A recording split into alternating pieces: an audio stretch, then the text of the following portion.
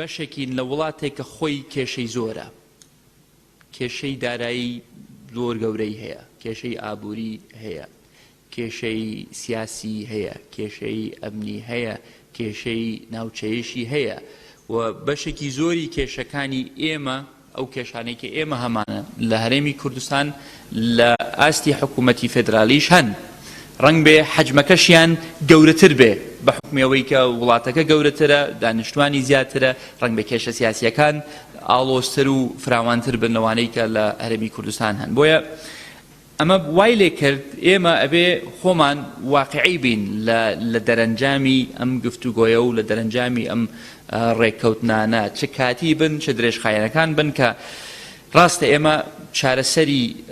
کێشەی ئێمە لە دەرەنجامی ڕێککەوتنێکە بێت لەگەڵ حکوومەتی ناوەندی، بەڵام ئەبێ واقعیش بین لەوەی کە عێراق لەم زروفە لەم کاتە ئێستا ڕەنگ بێ بە هەر ڕێککەوتنێکیش پێ ڕەنگ بێ نەتوانێت تەواوی کێشەکانی ئێمە هەلکە، چکە ناتوانێت تەواوی کێشەکانی خۆشی هەل بکە.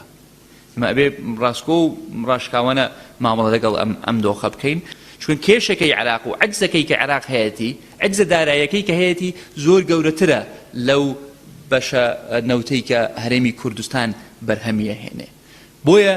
ئەوانیش کەیشتونەتە قەناعەتێک کە ئەبێ چاکسازیەکی جدی بکرێ لە ناو سیستمی حکومڕانی عێراق، چاکسازیەک لە بواری دارایی، چاکسازی لە بواری مالی، وەرگرتنی قەرزێکی زیاتر بۆ پڕکردنەوەی ئەو عەجزەی خۆیان، و ئێستا ئەو شەڕەی خۆیان هەیە لە بینی حکوومەت و پەرلەمان بۆ پەسەندکردنی موازنەی 2020. هەندێک جیهەت نایانەوێ ئەو موازنەیە پەسەند بێ لەبەرەوەی کە ئەمە دەرگا ئەکاتەوە بۆ ئەوەی حکوومەتی عێراقی قەرزێکی زیاتر وەربگرێ کە ئەمەش لە خۆی دەڕنگ بێ کێشەکانی عێراق زیاتر بکە. ئەمانەش هەمویان کاریگەریان هەیە لەسەر هەرێمی کوردستان. بۆیە ئێمە کە لەو دانوستانەین نامانەوێ بڵێین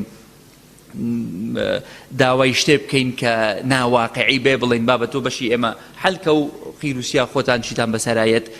وابێت ئەوە نەواقعیە، بەڵام لە عینی کاتیشان نابێ وەزعی عێراق باش بێ و وەزعی هەرێمی کوردستان تێک بدە. ئێمە وتومانە ئێمە ئامادەین بەشی خۆمان ئەو ئازارە هەڵگرین کە حەجمی خۆمان بێ، بەڵام نابێ ئێمە بین لەسەر حەقی ئێمە لەسەر مافی ئێمە بین کێشەکانی حکوومەتی عێراقی و عەجزەکەی حکوومەتی عێراقی پڕکەینەوە.